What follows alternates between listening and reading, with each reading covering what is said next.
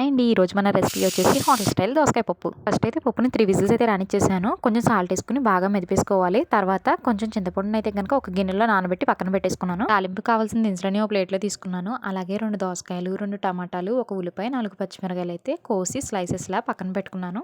On చేసి oil పోసి తర్వాత మనం తీసుకున్న పోపునైతే ఫస్ట్ వేసుకుని బాగా చేసుకోవాలి.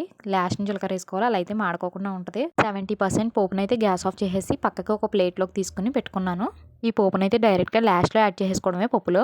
మళ్ళీ స్టవ్ ఆన్ చేసేసుకుని పచ్చిమిరకాయ ముక్కలు, ఉల్లిపాయ ముక్కలు కూడా వేసి బాగా మగ్గనివ్వాలి. గోల్డెన్ కలర్ వచ్చేంత వరకు మగ్గితే చాలు. అలా మగ్గిన తర్వాత దోసకాయ ముక్కలు, టమాటా ముక్కలు కూడా వేసేసి బాగా కలిపేసుకోవాలి. దోసకాయ ముక్కలు కొంచెం మగ్గిన తర్వాత పసుపు కొంచెం వేసుకుని బాగా తిప్పుకోవాలి.